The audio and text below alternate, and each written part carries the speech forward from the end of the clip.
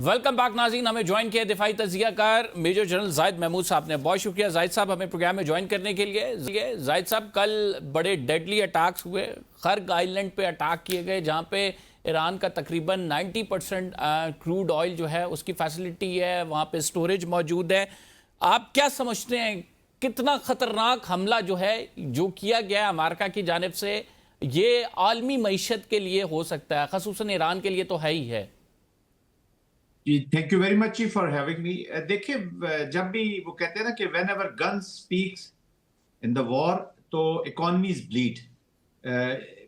ठीक है, ईरान ने भी अपने रिस्पांस के अंदर जो इकोनॉमिक प्रेशर्स हैं और they have created a cost, उन्होंने पूरा फायदा उठाया अपनी स्ट्रेटेजिक लोकेशन का, specially in the context of Hormuz, और जिस तरीके से उन्होंने एनर्जी को फ्रंट लाइन के तौर पर यूज किया है इन द वॉर। अब ये उसी का रिस्पॉन्स भी है जी, कि they are also creating cost for Iran in the same domain, क्योंकि आपको पता है कि ईरान का जो फ्यूचर भी है या जो भी मुस्तकबिल है वो एनर्जी से रिलेटेड है। But I think this is extremely dangerous. और ईरान का भी, चाहे ईरान के अंदर वो अटैक हो या ईरान से बाहर अटैक हो या ईरान एनर्जी के ऊपर अटैक करे, पर्पस यही है कि स्क्रैम्बल हो, पूरी दुनिया पे प्रेशर पड़े कि वो डिप्लोमेसी के लिए जोर लगाए। अब दोनों मुमालिक पे डिपेंड करता है। ईरान जो है वो इसको प्रोटेक्टेड एक एनवायरनमेंट में लेकर जाना चाहता है। ईरान तो इज रेडी टू पे द कॉस्ट, लेकिन it is a huge cost. इसका इम्पैक्ट आएगा और अभी अरसा लगेगा ईरान को अपनी इकोनॉमी को सीधा करने में। और जब इकोनॉमिक कंडीशंस बहुत बुरी हो जाएं और बहुत प्रेशर्स बन जाएं तो फिर काफी प्रेशर्स इंटरनल भी इस्टेब्लिश हो जाते हैं। ये मैं आपको बताऊं, इसका जो अगर वो ये सोच रहे हैं ईरानियंस कि हम इसको प्रोलॉन्ग करेंगे, ये ईरानियन कॉन्टेक्स्ट में मैं कह रहा हूँ, ईरानियन प्रोलॉन्ग इसलिए करना चाहते हैं कि वो वंस फॉर ऑल अमेरिका को एक, कहते हैं ना कि एक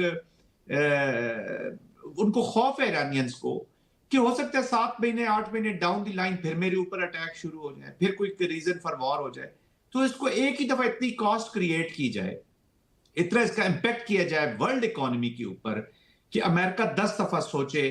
सो they are trying to establish this deterrence through this economic coercion and economic application, और उसी के काउंटर में अभी sir right now in White House जो एडवाइजर्स हैं वो ये डिस्कस कर रहे हैं कि जो कॉस्ट ऑफ वॉर है वो बढ़ती जा रही है।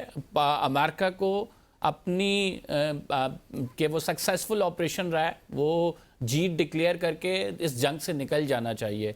ट्रंप इस पर फैसला नहीं ले रहे हैं। आप समझते हैं आइंदा आने वाले दिनों पर इस पर फैसला मुतवक्की है? देखिए, 4 to 5 वीक्स पे वो शुरू हुए थे जी। फिर वो फ्लक्चुएटिंग स्टेटमेंट्स देते रहे। जो डिस्ट्रक्शन हुई ईरान के अंदर भी, उसकी भी फ्लक्चुएटिंग स्टेटमेंट्स देते रहे। अमेरिका के अंदर एक डायलेमा ये भी क्रिएट हो गया कि पूरा दुनिया ये तासुर दे रही है कि वॉर इज स्प्रेडिंग और अमेरिका को इसको रोकना चाहिए। वॉर में और लोग इन्वॉल्व हो रहे हैं, स्प्रेड हो रही है।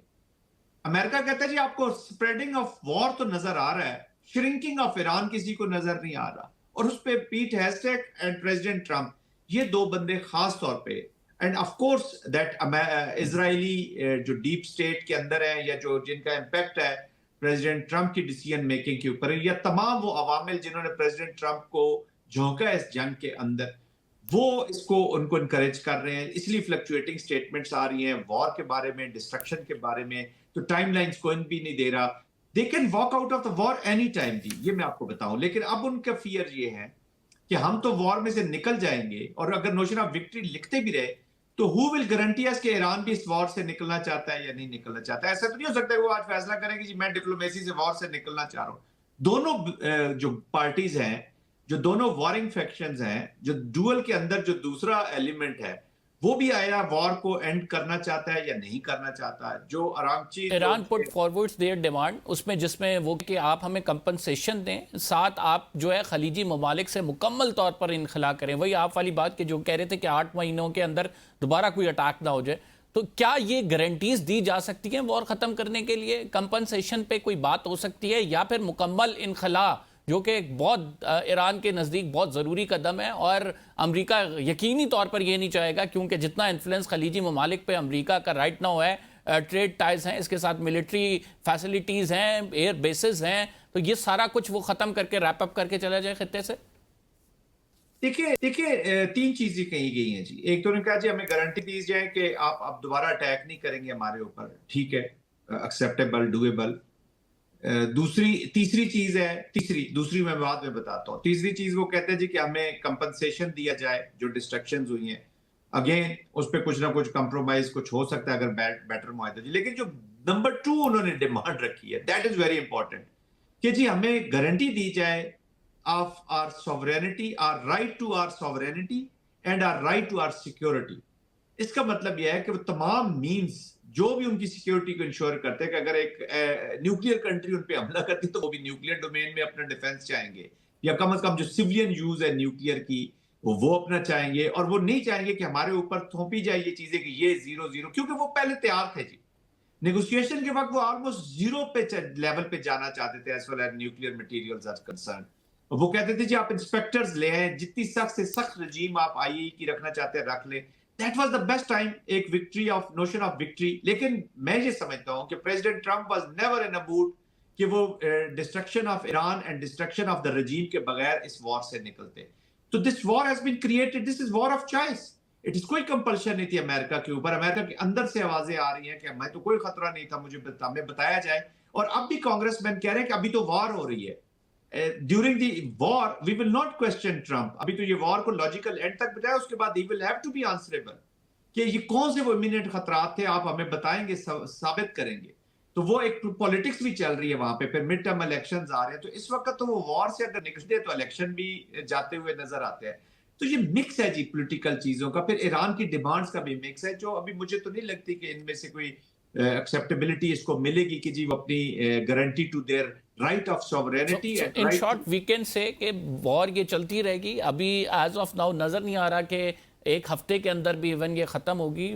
दो के अगर कोई ऐसी चेंजेस आती हैं जो मेजर चेंजेस हों, इसमें सबसे आबनाए हुर्मस पे अगर बात करें, जो यूरोपीय यूनियन है वो ईरान से बात कर रही है कि वो अब ईरान जो है उनको एक जहाज़ गुजरने की इजाज़त दे। इंडिया को ईरान ने इजाज़त दे दी है। ईरान की जानिब से एक और डिमांड आ रही है कि आप जो है यूरोपीय यूनियन से हम जहाज़ गुजरने देंगे अगर ट्रेड जो है वो चाइनीज़ करेंसी युएन में किया जाए। तो इसके हवाले से आप क्या नुक्ता नज़र रखते हैं? इसके हवाले से मैं कहूंगा, पहले तो जो कंक्लूजन इस पूरे जो इस वक्त सिनारियो आपने पेश किया है, इससे कंक्लूजन ये निकलता है कि Iran is controlling the Hormuz. क्योंकि अगर इंडिया भी परमिशन ले रहा है तो वो किससे ले रहा है? ईरान से ले रहा है। यूरोपियन यूनियन ने किससे बात की है? ईरान से लिए। तो वो जो प्रेसिडेंट ट्रंप क्लेम कर रहे हैं कि जी मैं प्रोटेक्ट करूंगा तो आप गुजारें और ये वो, that is charade it mean. तो एक नंबर चीज। नंबर 2 जो स्ट्रेटजी है ईरान की कि जी आप इतना स्क्वीज करें, इतना इसको इतना तंग करें लोगों को, इकोनॉमिक्स को इतने चैलेंजेस क्रिएट कर लें कि लोग मजबूर हो जाएं कि अमेरिका को वो मजबूर करे उसके। तो इसका मतलब है कि उसकी स्ट्रेटजी कामयाब हो रही है ईरान की जी। तो यस चीजें डूएबल है, लेकिन यूरोप जो है वो पोजीशन लेते हुए जरा टाइम लगाएगा जी। और अगर ये फिर एक किस्म की विक्ट्री हुई। देखिए ईरान की विक्ट्री दो ही चीजों में, कि अपनी सॉवरेनिटी को अगर वो मेंटेन कर ले और अपनी टेरिटोरियल इंटेग्रिटी को वो मेंटेन कर ले।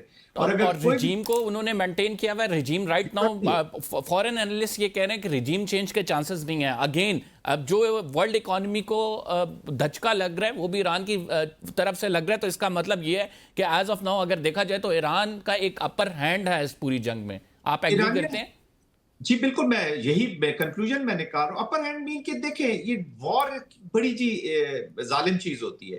Outcomes of war and consequences are never in your control. कभी आप ऊपर होते हैं, कभी आप बेटर सिचुएशन में पोजीशन पे होते हैं, स्ट्रेटेजिक पोजीशन पे, और वहां पे आपको एग्जिट के मौके भी मिलते हैं, आप एग्जिट नहीं लेते। कभी आप बहुत ही वीक हो जाते हैं। अमेरिका देखे ना, मैंने जैसे कहा डिप्लोमेसी का जो आगाज था, जो डिप्लोमेसी थी, उस वक्त America was at the top.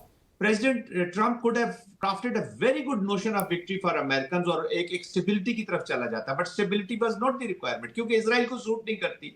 Israel को पीस सूट नहीं करता, क्योंकि इजराइल के जो एक्सपेंसिस्ट डिजाइन्स हैं ऑफ ग्रेटर इजराइल वो पूरे इसमें मैं दो क्वेश्चंस इकट्ठे करूंगा, मेरे पास टाइम बड़ा कम है, लेकिन ये दोनों क्वेश्चंस बहुत जरूरी हैं। एक तो 5000 मैरीन्स जो भेजे जा रहे हैं अब नए हुर्मस खुलवाने के लिए, उसको आप किस तरह देखते हैं? फिर इजराइल का जो ग्रेटर किंगडम प्लान है, रिसेंटली नेतन्याहू की स्पीच आप देखें जिसमें वो रिटर्न ऑफ मसीहा की बात कर रहे हैं, वो इसको एक क्रूसेड के हवाले से एक मजहबी ٹچ دے رہے ہیں. مارکو روبیو کی اس سے پہلے اسٹیٹمنٹ آ چکی ہے. ایران میں بھی 2 کے اینڈ آف ٹائمز کے حوالے سے بلیو ہیں, اس پر بھی آپ کی تھوڑی سی انپٹ چاہوں گا. یہ دونوں کویشچنز کو ایڈریس کر دیں آپ. ابھی تو یہ اسپیکولیشنز ہے, بٹ اینی ویز اس کو بالکل جی ریلیجس ٹچ تو دیا گیا ہے جی. آپ نے ببلیکل فریمنگ بھی دیکھی, امریکہ کے اندر سے ہوئی, اسرائیل تو کرتا ہی کرتا ہے, تو اس لیے وہ اس کو جسٹیفائی کرنا چاہ رہے ہیں. ایکچولی جسٹیفیکیشن آف دس وار, تو اس کو کبھی وہ نیوکلیئر میں لے جاتے ہیں, ملٹری تھریٹ میں, کبھی اس کو لے جاتے ہیں ریلیجس اس ڈومین میں لے جاتے ہیں. تو ایکسٹریمسٹ جب پالیسیز آتی ہیں, and extremist like and fundamental extremist like Nitin Yahoo, وہ اسٹرینتھ ہی ڈرا ان ایکسٹریم ٹینڈنسیز سے کرتے ہیں. تو بہرحال وہ جو بھی ابھی ایکٹ کر رہے ہیں, if they are killing 160 students in Iranian schools, these are acts of terrorism, these are the crimes.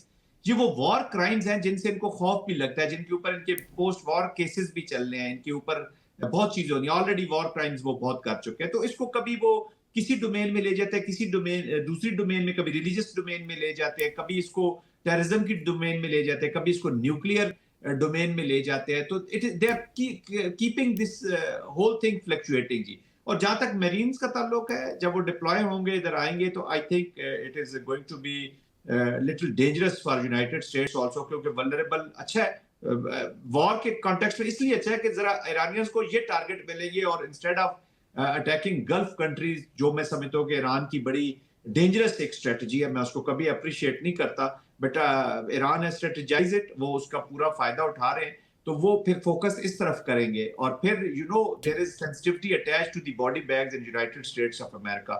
Already there is a lot of stress. I think اس وقت ٹرمپ کی unpredictability which is attached to his personality and his politics back home, American pressures, وار انہوں نے اپنی confuse کر لی ہوئی ہے, and state مجھے امیجیٹلی کوئی نظر نہیں. Thank you very much. Jalal صاحب ہمارے ساتھ ناظرین اپنی رائے کا اظہار کر رہے تھے. پروگرام میں اتنا ہی. قمر زیدی کو اجازت دیجیے, اگلے پروگرام میں آپ سے ملاقات ہوگی. اللہ نگہبان.